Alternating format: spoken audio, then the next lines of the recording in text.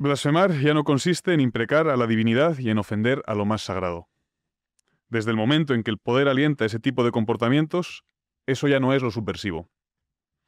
Blasfemar consiste hoy en la denuncia de esa dogmática de baratillo que ha sustituido lo sagrado y lo divino y se envuelve en las lentejuelas del progreso. Una dogmática que no aspira a la verdad, porque el poder es consciente de que el sinsentido y el absurdo son instrumentos sociales más efectivos.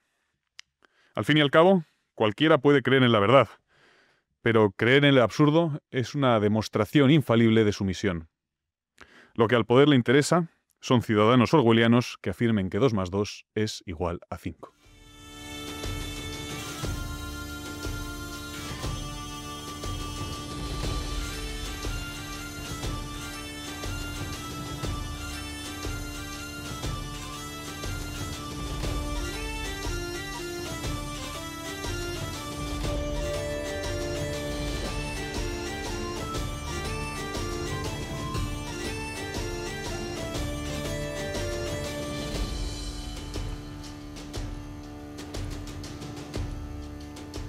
Con estas palabras de Adriano Erriguel en Blasfemar en el Templo les doy la bienvenida a la Taberna Ilustrada, un programa que se funda en la convicción, diríase socrática o chestertoniana, de que conversar con amigos es una buena manera de alcanzar verdades valiosas. En esta edición de la Taberna conversaremos sobre un tema relevante y actual, a decir verdad. Conversaremos sobre el populismo. ¿En qué consiste? ¿Cuáles son los rasgos que lo definen? ¿Estamos ante una ideología o ante un estilo, ante un modo de hacer política? ¿Es una reacción ilegítima, antidemocrática a fenómenos políticos actuales? ¿O es, por el contrario, una sublevación oportuna, legítima y necesaria contra los desmanes de las élites? Estas son algunas de las preguntas que les formularemos a nuestros invitados en apenas unos instantes. Pero antes me gustaría esbozar una mínima reflexión. Creo que el populismo yerra si soslaya la dimensión esencialmente oligárquica de la política.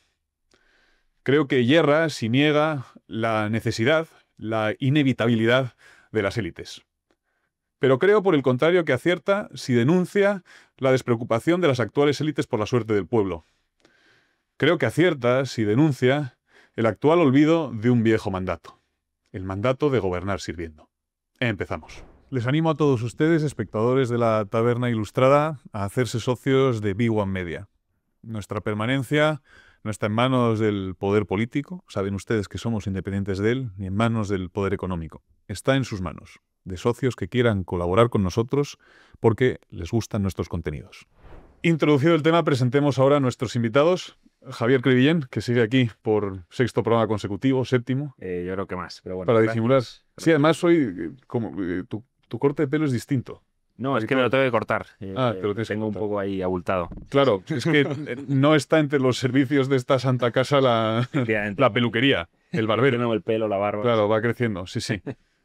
Nada, es un placer en cualquier caso que estés aquí. Un placer estar aquí de nuevo, gracias. Has cambiado de sitio, ¿no? Ahí no te habías sentado nunca. Sí, quería probar pues una nueva perspectiva. Nuevos aires, sí, Siempre sí. estoy ahí. Después de meses de encierro, Exacto. es verdad que cualquier mínimo cambio Pues sí, es acogido con agarrarse a las pequeñas cosas, ¿no? con alborozo, sí. Sí, sí. Bien, pues nada, se agradece tu presencia como siempre, aunque en este caso sea forzosa. Gracias. Antonio Jiménez, que se estrena en la Taberna Ilustrada, bienvenida. Muchas gracias, Julio. Es un placer estar aquí Nada, mil gracias a con ti, amigos. para hablar sobre un tema interesante. Sí, un tema controvertido y además que es un tema que no va a dejar de señalar. Es verdad, que nos acusará. Víctor Núñez, bienvenido. Pues un placer estar de nuevo aquí. 4º programa, tercero. Yo creo que tercero, pero siempre se siente como el primero.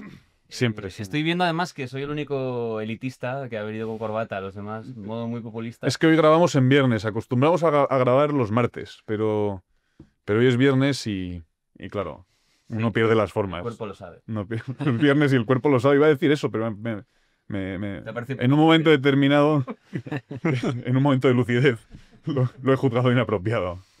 Don Pedro Lecanda, bienvenido. ¿Qué tal? Oye, pues yo encantado de venir, como siempre. No veo tanto como Javier, pero bueno, estoy ahí a la zaga persiguiéndole.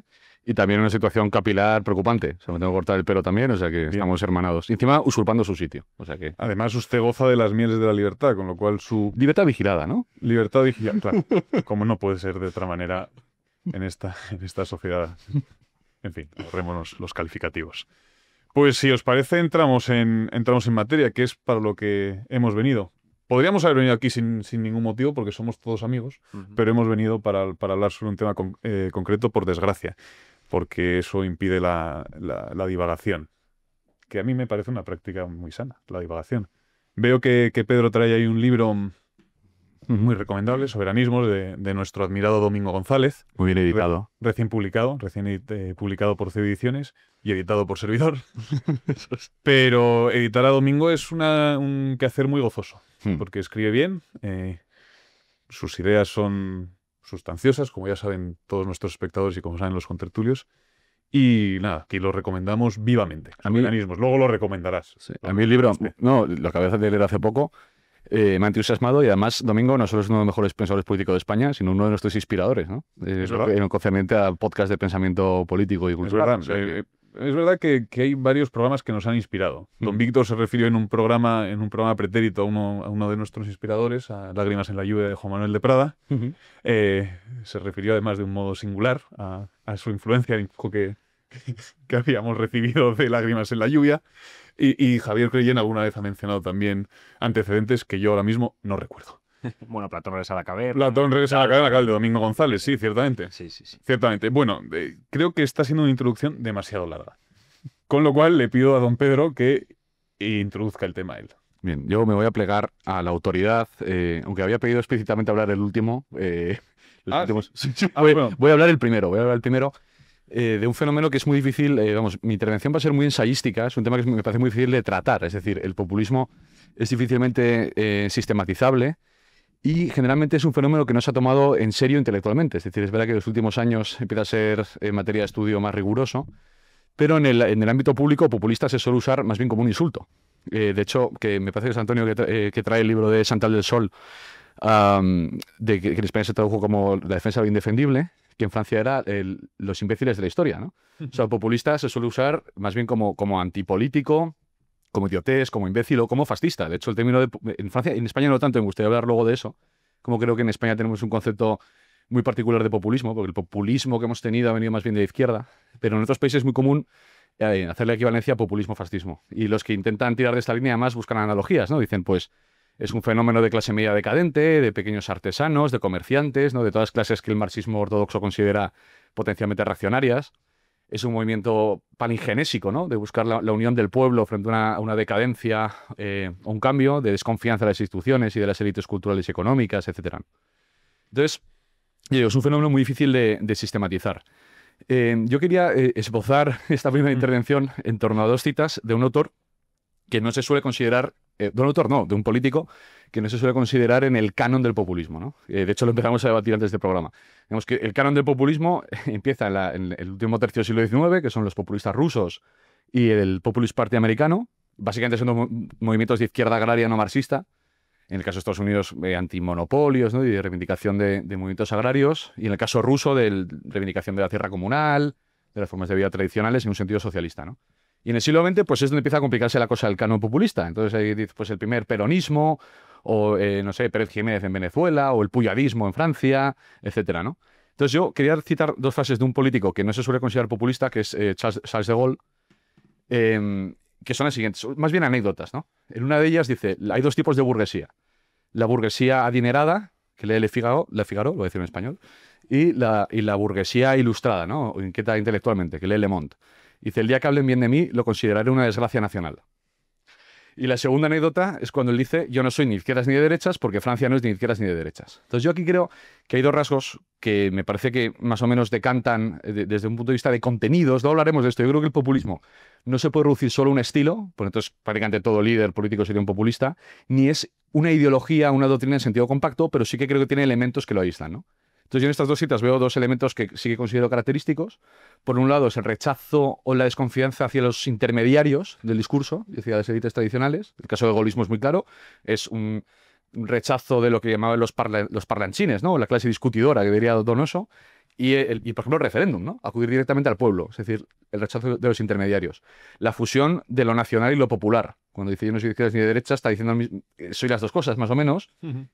Por todo, lo cual, sabes que quien dice que no es de izquierdas ni de derechas es de derechas, generalmente, y este es el caso. Entonces, ya digo, elitismo, defensa de lo nacional popular o de lo particular y desconfianza hacia los intermediarios, sí que creo que son 3 rasgos que más o menos podemos encontrar en muchos movimientos populistas. Y bueno, como ya decía, se me agolpan las cosas, así que lo que estoy pensando es dejarlo aquí y en futuras intervenciones ir hablando de la cuestión. Perfecto, se lo agradezco. Le agradezco la brevedad y además, sí, la lucidez de su intervención. Muchas gracias. Javier Crevillén, por favor. Bueno, yo de un modo más pedestre voy a intentar caracterizar qué es el populismo o qué es lo que la gente hoy en día entiende como populismo, ¿no? Los que más escriben sobre el populismo, pues como los que escriben sobre fake news o sobre posverdad, ¿no? Palabras nuevos que son celebrados como verdaderos hallazgos de la inteligencia, ¿no? Lo woke. Lo woke, ese tipo de cosas, ¿no? Pues los más preocupados por el populismo, yo creo que no tienen muy claro qué es exactamente este fenómeno o no sé, no encontró una definición que lo distinga de otras realidades, ¿no? Que realmente sea distintiva a otras realidades, ¿no? Entonces, si uno rastrea el columnismo patrio, ¿no? Que está plagado de gente que le preocupa mucho el populismo, Ciudadanos se ve que fracasó como proyecto político, pero triunfó en el columnismo y están ahí sobre representados, pues uno se encuentra con un par de caracterizaciones, ¿no? En primer lugar, el populismo es un modo de hacer política en el cual se usa las emociones de la gente, ¿no? Se excitan, se instrumentalizan las emociones de la gente en vez de las razones para sacar rédito electoral, ¿no? Y en segundo lugar, el populismo pretende resolver problemas muy complejos con soluciones fáciles, ramplonas, muy sencillas, ¿no? Entonces me gustaría examinar estos 2 puntos. En primer lugar, ¿no? El populismo instrumentaliza las emociones de la gente para sacar rédito electoral. Mi pregunta es, ¿y quién no hace eso, no? ¿Verdaderamente alguien se cree que el debate público antes de las elecciones, pues ahí van los partidos a buscar con razones y con discusión, a tratar de convencer con argumentos fundados a la población? ¿O que las Cortes, pues es un espacio de discusión en el que uno tiene la capacidad, la posibilidad, ¿no? de convencer a un diputado de signo contrario para que se sume a sus políticas y demás, ¿no? Pues yo creo que no, ¿no? Muchas veces, más bien, la actividad parlamentaria la marcan operaciones de agitación emotiva muy fuertes, ¿no? Pues estoy pensando en La Manada, en el Piquito de Rubiales, en el Elías Aúja, ahora mismo con la guerra de Ucrania, ¿no? En el cual estos adalides del debate y la ilustración y a estos antipopulistas están haciendo un papel que no parece, pues, demasiado racional y demasiado ponderado, ¿no?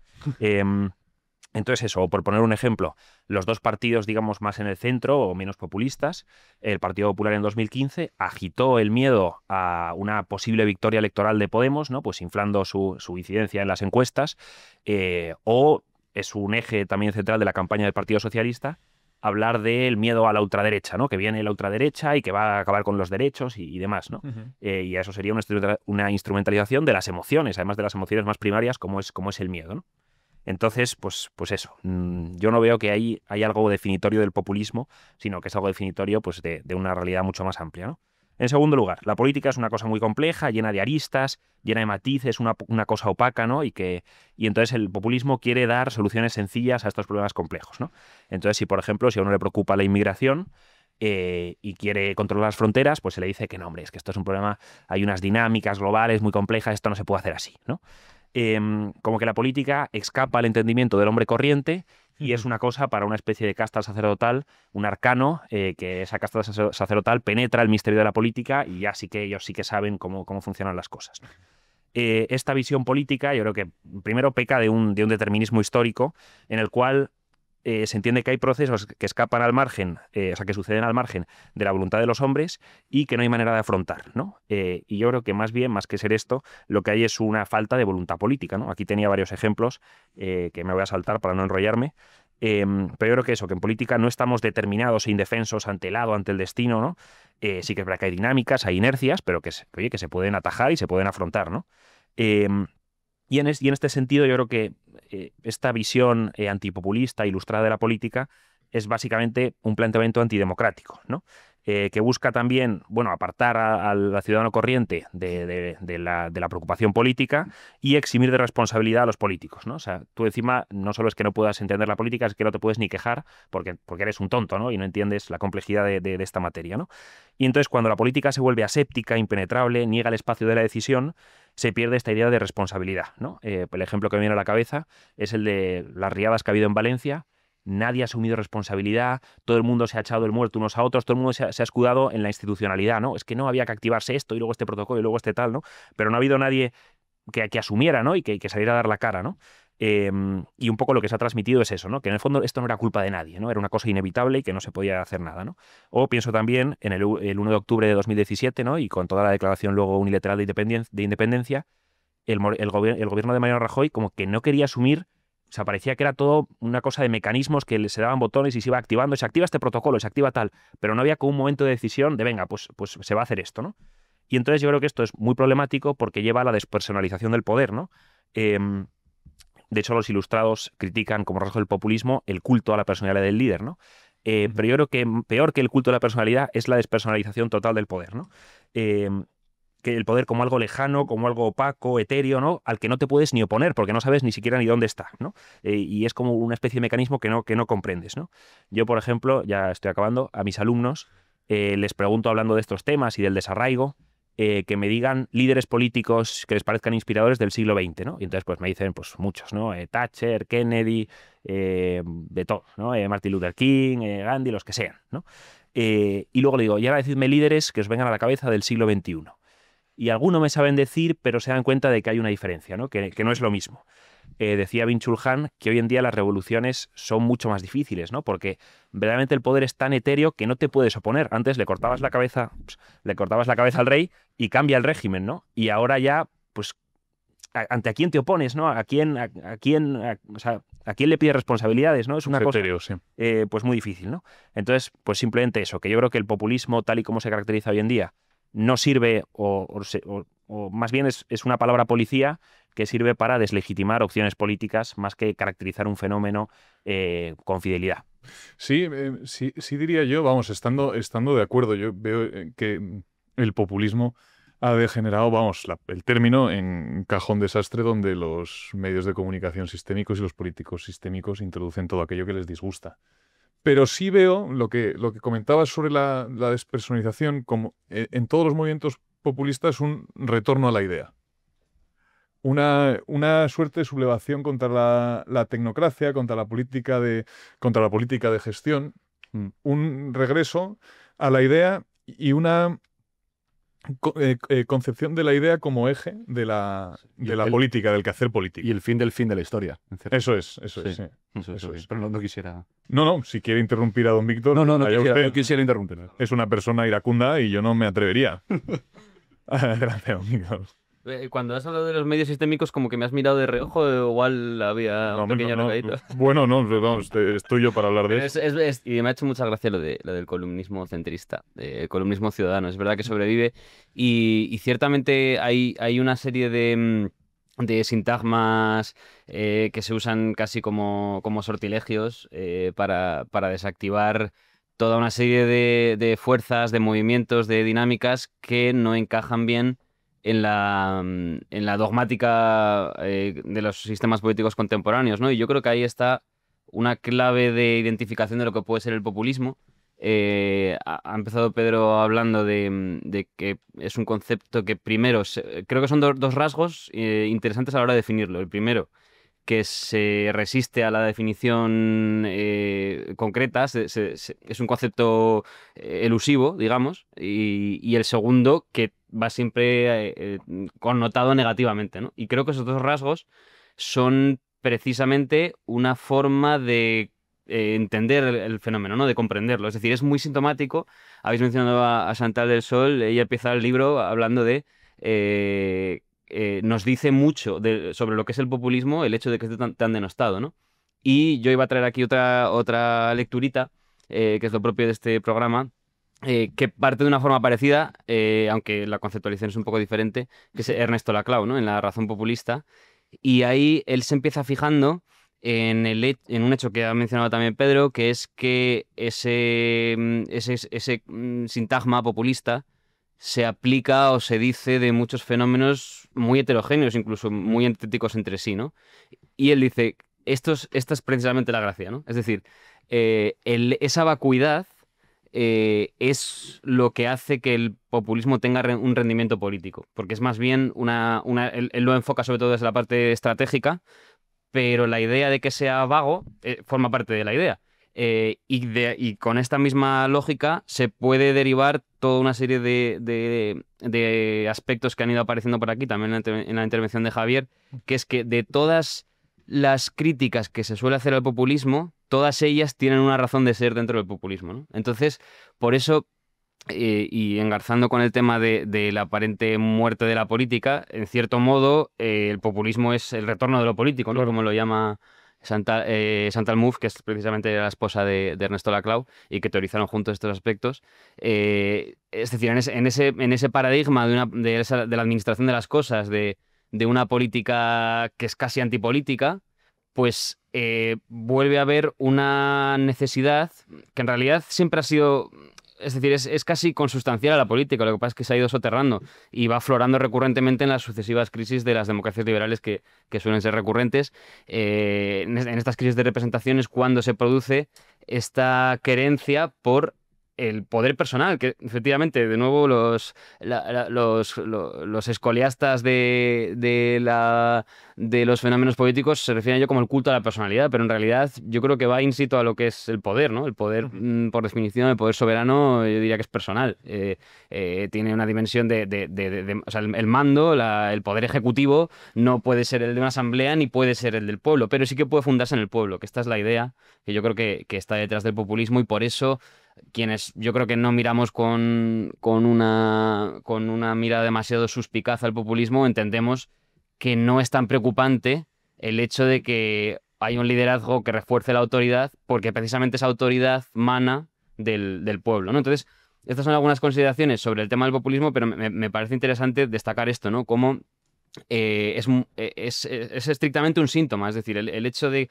cómo se habla del populismo viene muy bien a explicar lo que es el populismo, porque viene a transparentar un desdén oligárquico por parte de las élites hacia el pueblo, ¿no? Y yo creo que esto es contra lo que contrarresta el populismo, y por eso es interesante la definición de Laclau, que dice, creo que tú comentabas en tu presentación, Julio, es una ideología. Él viene a decir que no, yo estoy de acuerdo, ¿no? O sea, no se puede hablar de liberalismo, socialismo, fascismo, populismo, ¿no? El populismo sería más bien, dice él, una lógica política, es decir, una forma de construir lo político.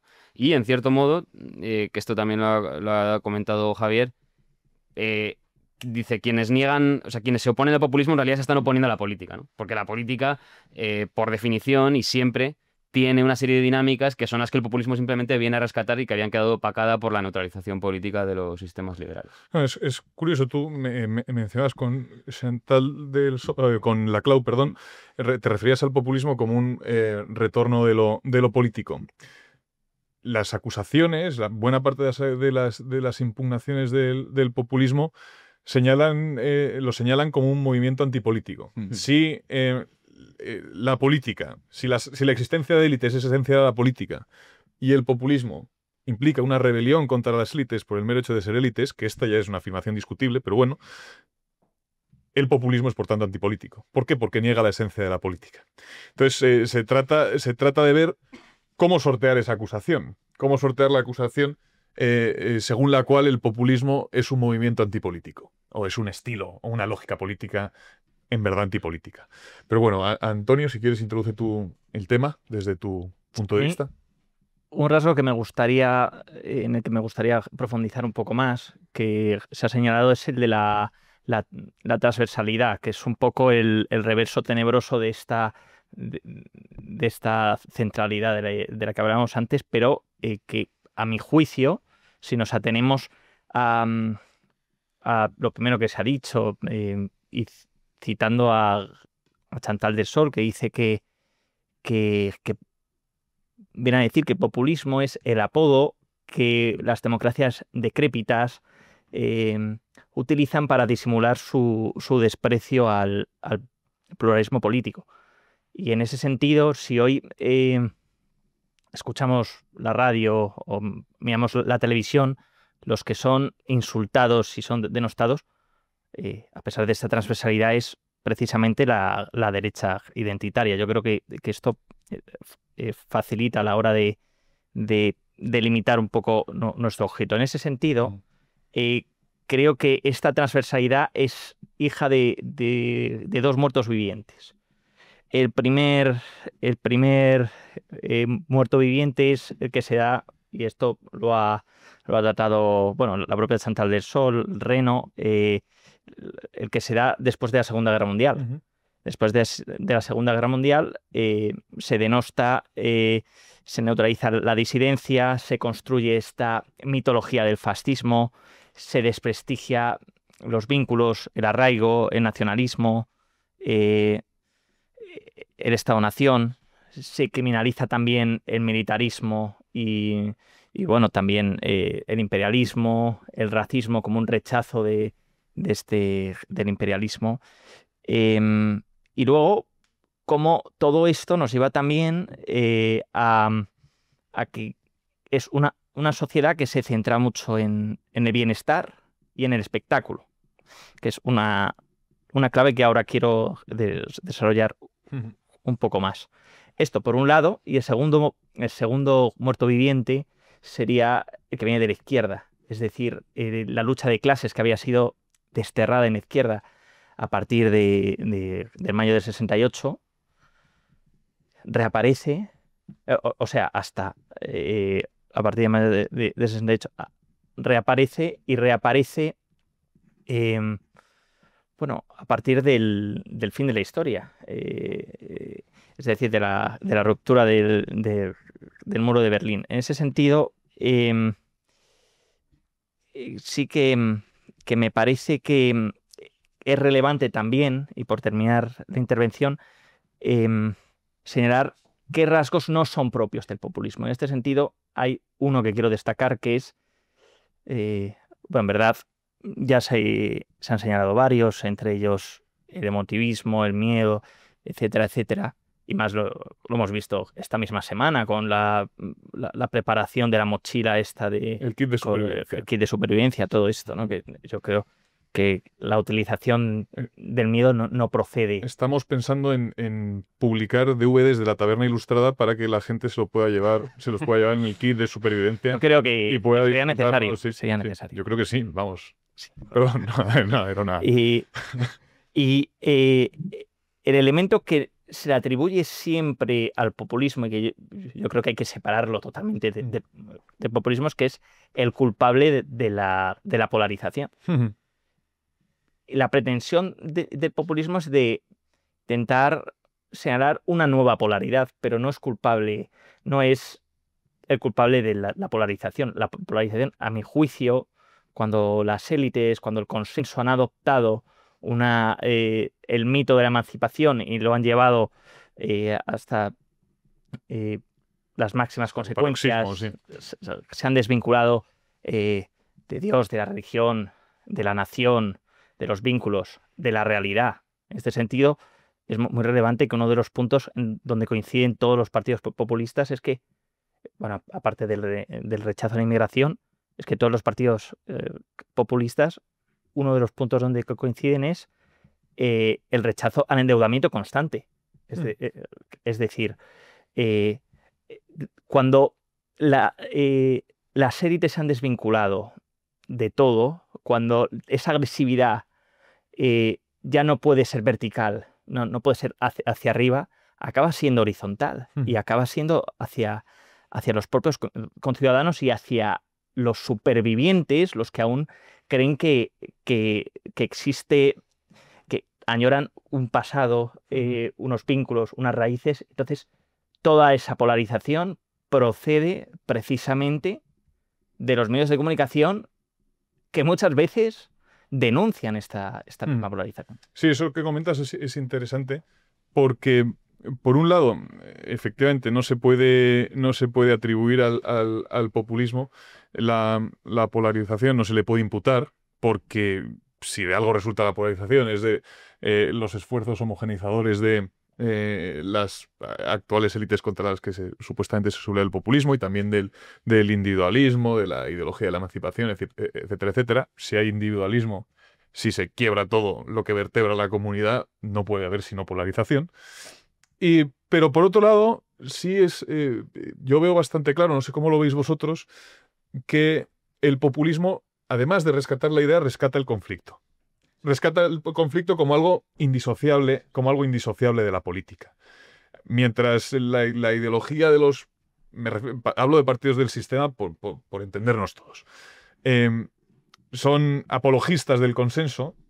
El populismo, quizás sin ser apologista del conflicto, sí se mueve en él y sí lo acepta como esencial, como inherente a la política.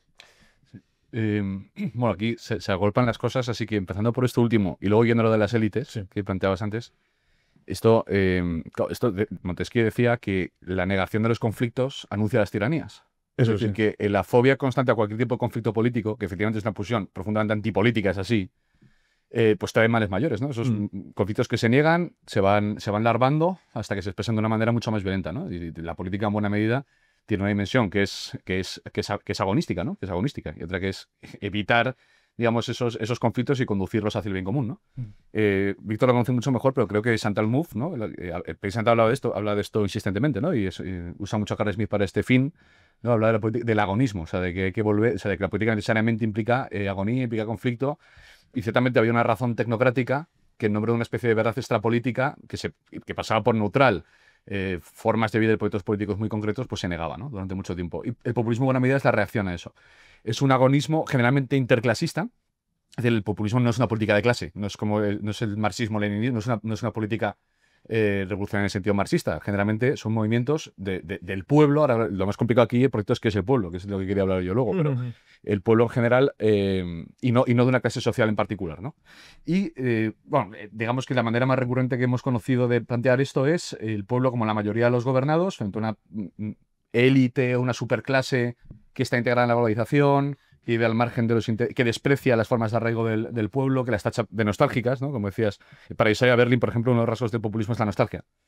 Entonces, el populismo como una impotencia, como una política de nostalgia, como una política plebeya, en ese sentido, que anuncia efectivamente, como decías antes, pues, o que parte de la sensación de que se ha producido una especie de rebelión de las élites, ¿no? El libro famoso de Christopher Lasch, es decir, que las élites se han emancipado del pueblo, que el pueblo ha perdido el control, digamos, sobre esos mecanismos que operan en su vida y que, por tanto, yo creo que el populismo es una idea democrática, si bien no liberal.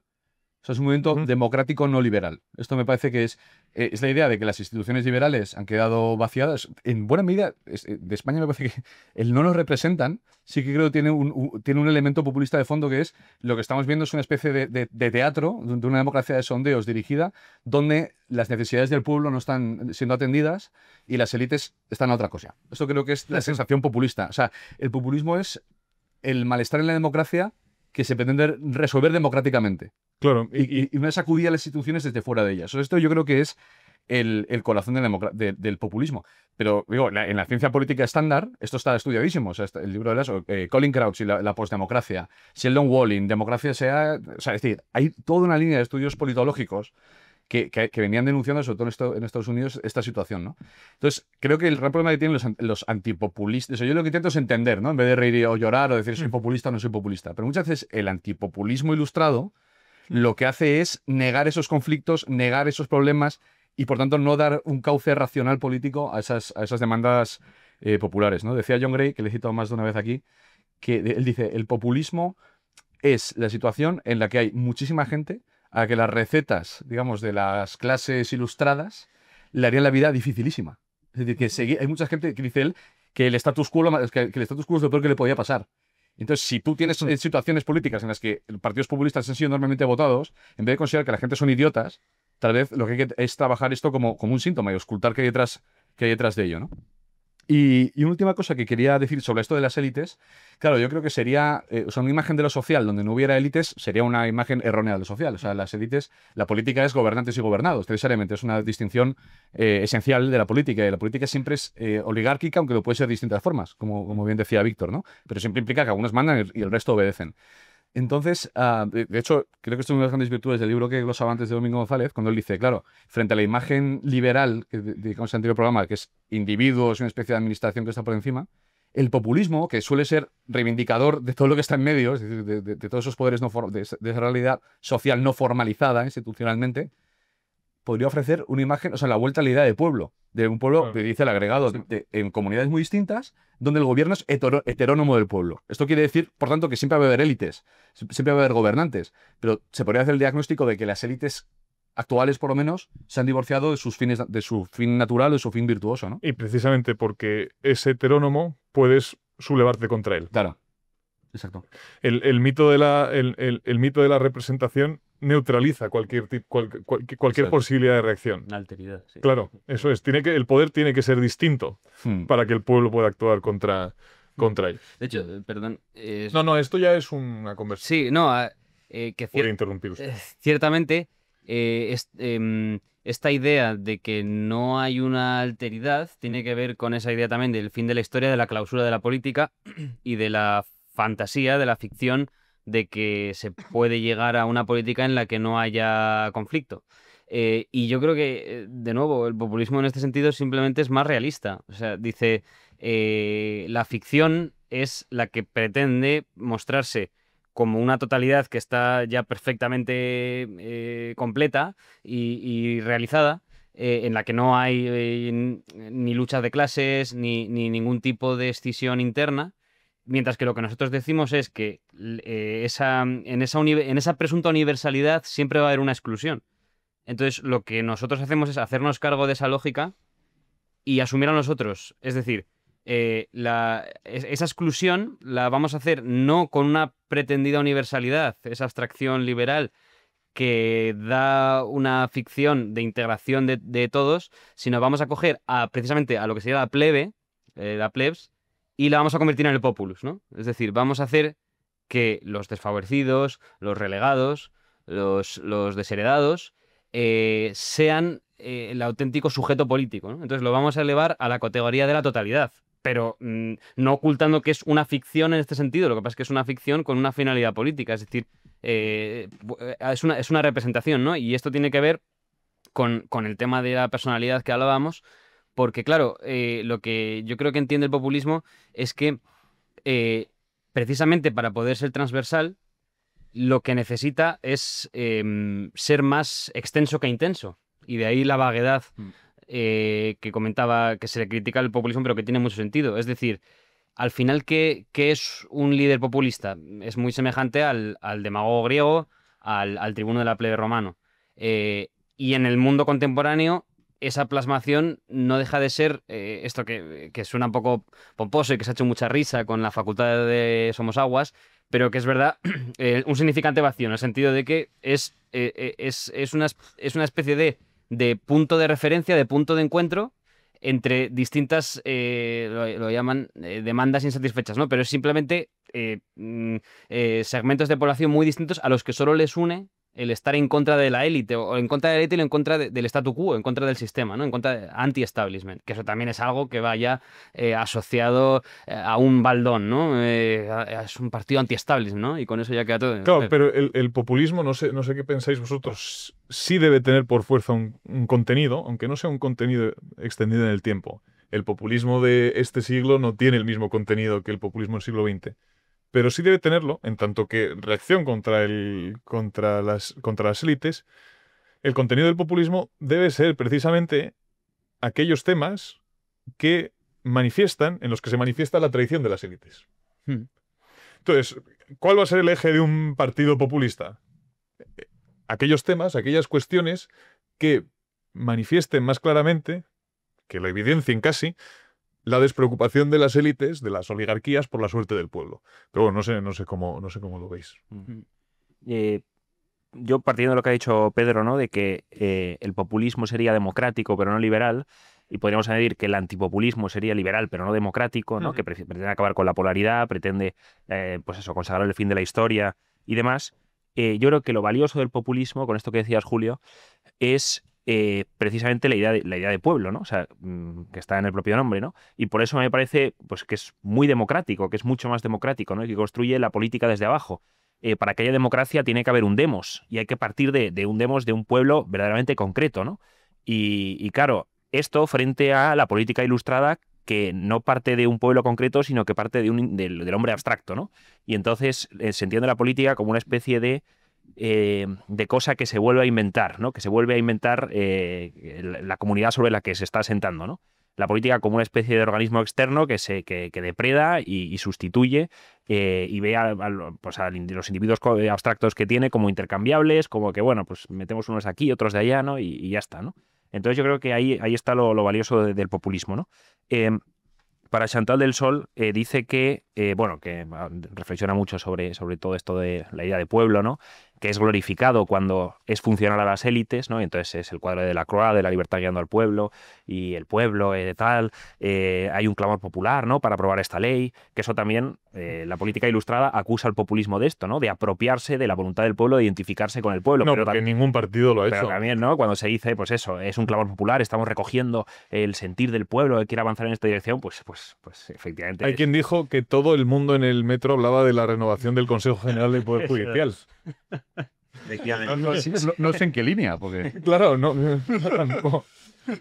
Lo más probable es que la mayor parte de la gente que viaja en metro desconozca la línea Ferraz-Moncloa, ¿no?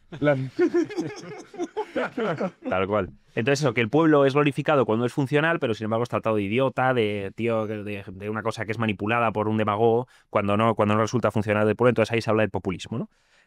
¿No? Pues el pueblo no es digno de mí, no es digno de que yo me lea todos estos libros, ¿no? Pues son pobres idiotas que se dejan engañar, ¿no? Entonces Chantal del Sol define el populismo como el particularismo frente al universalismo abstracto, ¿no? Básicamente esto. Sería construir la política desde abajo, desde lo particular, desde lo concreto, y luego ya ir accediendo a esferas mayores, ¿no? Frente a lo contrario. Construir la política desde arriba y desde lo abstracto, desde lo universal y desde la emancipación. Antonio.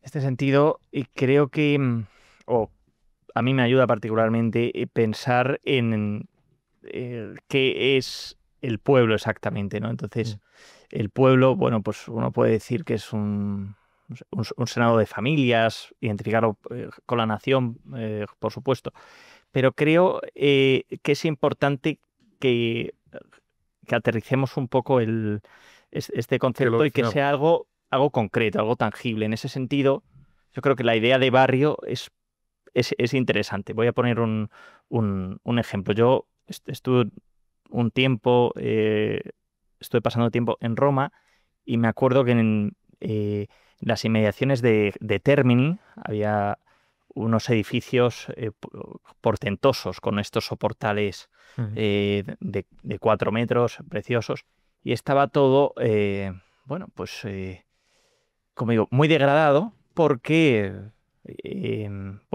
debido a una afluencia importante de inmigrantes de origen pakistaní, normalmente. También, pero luego, a la vez, uno va por la vía Benetton, la parte como más céntrica, y se da cuenta de, bueno, pues este proceso por el que pues todos los supermercados, o sea, todo está al servicio del turista, el comercio de barrio ha sido sustituido. ¿Cómo se llama este término? Sí, la gentrificación. La gentrificación, eso, ¿no? Y uno dice, claro, para mí el pueblo es esa persona que de manera a veces rabiosa reacciona ante esto y dice, bueno, eso es lo que queda. Lo que queda de pueblo es lo que no se deja llevar por esta ola que elimina todos los vínculos, todo el arraigo. Está muy bien visto. Yo iba a comentar, no sé si ibas a decir algo, perdón, señor No, director. No, yo soy no quisiera ser subversivo como un director que gobierna sirviendo. Muy bien. ¿Ese sería un líder populista? Claro. Yo estoy a su servicio. Pues mira, iba a hablar justo de eso. Deseo su felicidad. Iba a hablar justo de eso. Iba a hablar justo de eso porque efectivamente la imagen que se suele llevar del populismo es el antielitismo, ¿no? Pero no es un rechazo a la élite como tal. Lo ha comentado Pedro, siempre va a haber gobernantes y gobernados. Lo único que va a haber son distintas modulaciones de una oligarquía, que ese es el régimen perenne. Lo que se puede hacer es que esas élites efectivamente estén divorciadas o estén en una especie de comunión con su pueblo, ¿no? De nuevo, esto suena, en el momento en el que lo mencionas, suena a caudillaje, suena a duche. Armonismo, es muy típico. Claro, pero Pero es que ciertamente tiene algo que ver con eso, aunque no es su plasmación totalitaria. Y yo creo que este es el asunto del populismo. O sea, es esa pretensión de recuperar la unidad en el marco de la anomia liberal de una forma no totalitaria. Es decir, conservando todas esas pluralidades, y esas pluralidades, esa heterogeneidad, simplemente no es que se armonice, no es que vaya al unísono, sino que se armoniza y tiene, porque se identifica entre sí con un líder, ¿no? Y este es el asunto, que es a donde quiero llegar con esto del líder servicial. Porque precisamente un perfil como De Gaulle, escribía François Mauriac iba a decir biografía, pero ciertamente es más una geografía, decía, claro, ¿cómo era posible que De Gaulle dijera yo soy Francia y la gente no se descojonase, sino que dijese sí, efectivamente? Claro, y yo me lo planteaba porque, evidentemente él intenta explicarlo, pero yo me lo planteaba porque digo, ¿quién podría hoy en España sustraerse o ponerse por encima de los faccionalismos? Sería muy complicado. ¿Cuál sería ese mínimo común denominador, ¿no? Por eso vuelvo a esa especie de vacuidad funcional, porque efectivamente lo que es capaz de hacer un líder populista es encarnar una unidad que no tiene un contenido nítido, pero sí que tiene que ver con toda esta dinámica que habéis hecho en vuestras últimas intervenciones, ¿no? Con la defensa del arraigo en lo particular. Pero al final de lo que se sirve es más bien de un discurso que tiene más que ver con la imaginación y con la emoción que con la razón, ¿no? Por eso también es una de las cosas por las que el régimen disciplinario intelectual de las democracias liberales lo condena a la incomprensión, lo que es el populismo, ¿no? Porque es precisamente todo este sistema político, toda esta lógica política que tiene que ver con las emociones frente al racionalismo político, con la colectividad o con la comunidad, mejor dicho, frente al individualismo liberal, ¿no? Entonces, es una dinámica, por último, y apostillando el tema del líder, es volver a traer al sistema de legitimidad racional legal la legitimidad carismática. Y eso no es de por sí un problema, porque, vamos, yo al menos no lo veo como un problema, porque supone que un líder es capaz de encarnar los anhelos de un pueblo en sentido amplio, en distintos sectores que se identifican con él emocionalmente, y es capaz, pero no para, que esta sería la diferencia con el demagogo griego, o al menos con la mala impresión que tenía el demagogo griego, no para adular al pueblo, sino para movilizarlo en una dirección, que este sería el rollo, es interesante. el rollo golista, ¿no? Es, oye, dadme vuestra confianza para que yo os mande. Este es el asunto. Más cuando el poder es personal, puede suscitar lealtades. Eso es. No las puede suscitar un poder personal. Sí. Así como soy servicial, soy también inflexible, de tal modo que os advierto que esta será vuestra última intervención. Bien, buen líder, buen líder. Pues entonces voy a seleccionar 3 cosas rápidamente. Que además he hablado mucho con Víctor, no en esta taberna, pero en otras, donde además se bebe cerveza. Y eso, voy a ir muy rápidamente. O sea, yo creo, empezando por... No desvelemos el contenido de las tazas. Efectivamente. Sí, te voy a dejar de hecho en el Arcana Imperio. No, pero yo creo que, o sea, en cierto modo, siempre la legitimación racional legal es insuficiente. Y siempre viene colmada con un elemento de tradicional o carismático, ¿no?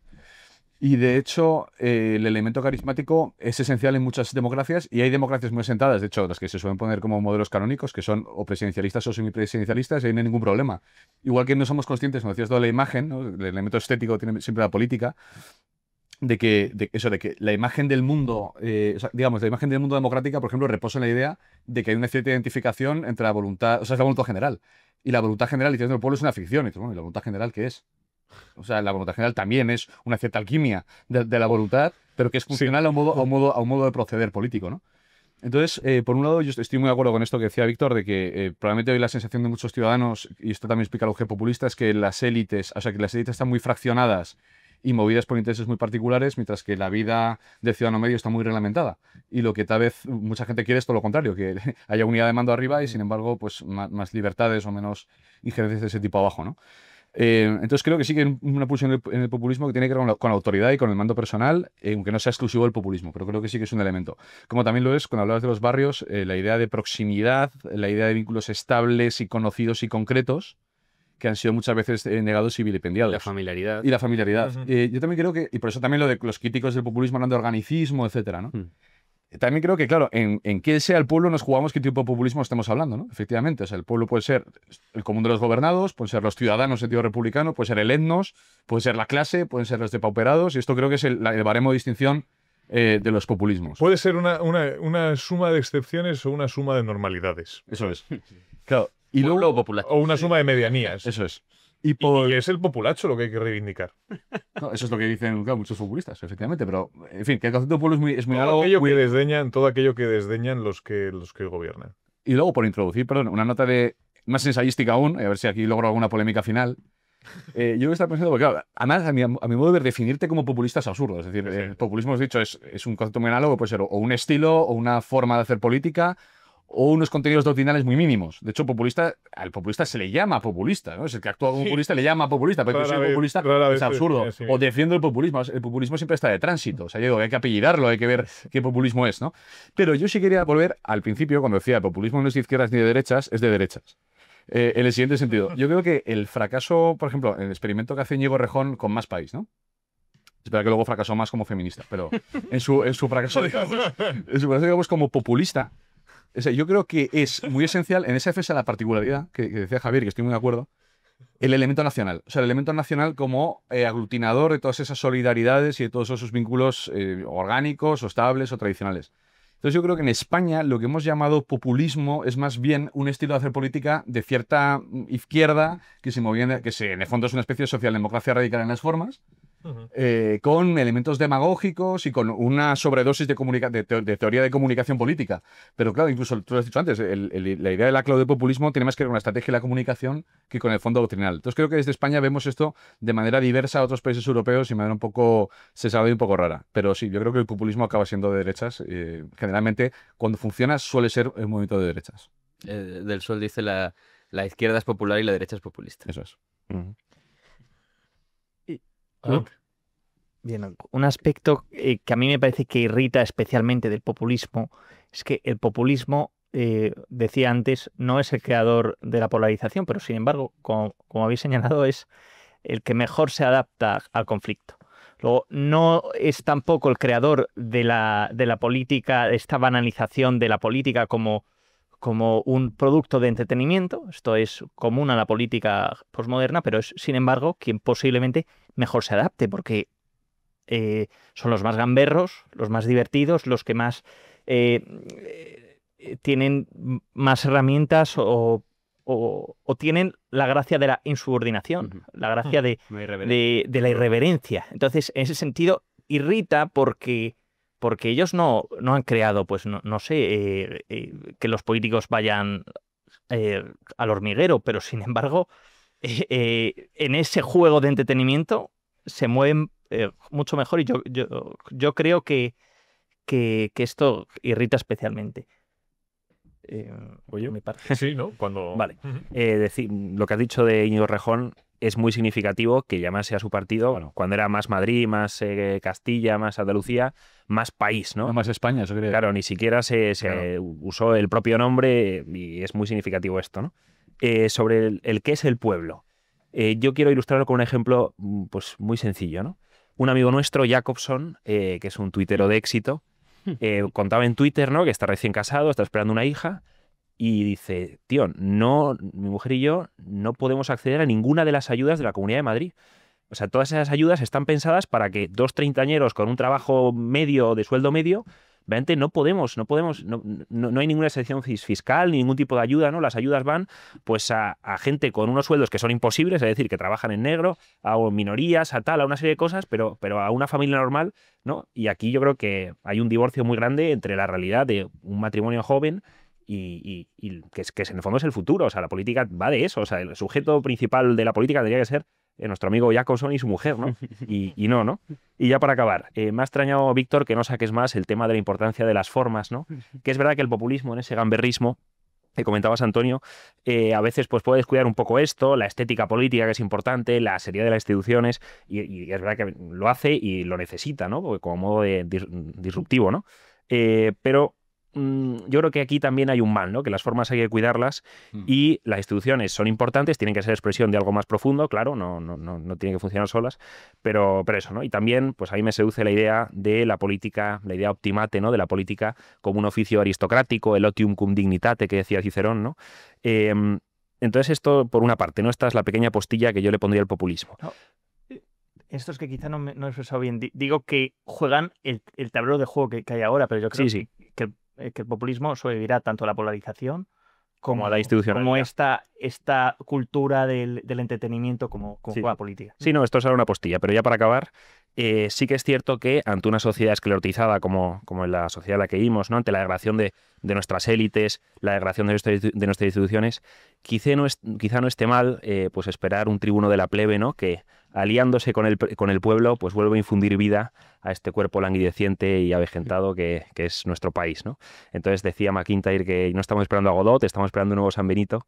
Pues yo también espero a un César o a un Augusto, ¿no? Que vuelve a reverdecer los mores maiorum y nos sacude un poco del letargo. Muy bien, pues con esta Este alegato expresión, no se puede acabar mejor. con la expresión de este deseo, cerramos la taberna de hoy, no sin antes pediros una recomendación literaria cinematográfica que pueda ayudar a los espectadores de la taberna a acercarse a este fenómeno tan interesante. Bueno, yo siempre doy una, pero hoy voy a dar 3. Toma. Soberanismos, de Domingo González, Muy bien. primorosamente editado. Postdemocracia, de Colin Crouch. Es típico, pero creo que está bien para entender de dónde nace el ánimo populista. Y la entrevista que hizo este señor a Santal del Sol, que está muy bien. Pues este señor. Bueno, yo puedo recomendar uno de los que he citado, que es La razón populista de Ernesto Laclau. También es muy bueno este De Gaulle de François Mauriac, en una dinámica más novelada. Y como producto visual, diría, para entender quizás lo que es el pueblo, que ya que habéis sacado algo más prosaico, Yellowstone. Bien. Antonio. Pues yo, ya que has empezado con Rigel, pues otro de Rigel, que es Pensar lo que más les duele, que es que yo creo que es muy clarificador. Y soy muy malo para los títulos. El documental de Hillbilly, ¿cómo se llama? Sí, una elegía rural. Una elegía rural. Yo creo que es muy interesante, aparte de porque, bueno, por la actualidad política y por la figura de Vance, yo creo que es una buena recomendación para entender qué es el pueblo en un sentido americano y demás, pero creo que es interesante. Una elegía rural. Sí. Va. Qué pena, tenía que haber pensado algún ejemplo cinematográfico sobre la idea de pueblo que ahora no me viene a la cabeza. Pero bueno, voy a lo fácil. Populismos de Chantal del Sol y ya está. Pues se agradece. Y aquí llega la pregunta temida. ¿Cuántos de ustedes son socios, de vosotros, sois socios del club de amigos, no sé cómo llamarlo, el club de socios de Big One Media? Solo yo, como siempre, ¿no? Sí. Debería ser lo que se llama suscripción popular, precisamente. Claro, hay una suscripción popular. Vamos, su precio es popular, son 5 euros. No me diga que usted no puede pagar 5 euros. Es muy popular, sí. Una suscripción, vamos. Este oprobio será el último que me tenga que echar en la cara. Claro, es que está al alcance incluso de los más desfavorecidos, esta suscripción popular de Big One Media. Es comprometerse con una causa justa. Ayer en la tertulia de Jano en Libertad decíamos que es algo así como un camino de santidad. Yo no sé si puede... Algo así como. Algo así como. Es una expresión un tanto hiperbólica, pero de lo que estoy convencido es de que Big One Media le acerca a uno al cielo. Sobre todo este programa. Al menos no te arrastra Al menos no te arrastra al averno, eso es verdad, está bien visto. Con lo cual, en conclusión, solo es socio don Pedro. Así ¿Bien? es. ¿Qué se le va a hacer? ¿Qué se le va a hacer? En fin, gracias Pedro Lecanda, Gracias a ti, como siempre. gracias Víctor Núñez, Muchas gracias. señor. gracias Antonio Jiménez, gracias Javier Quevién. Gracias, Julio. Te esperamos en el próximo programa, supongo. Pues si me invitas, Aquí nos esperas, ¿no? aquí os espero yo. Y muchas gracias a todos ustedes. Les esperamos en la próxima edición de La Taberna Ilustrada dentro de 2 domingos aquí en Big One Media, si Dios quiere.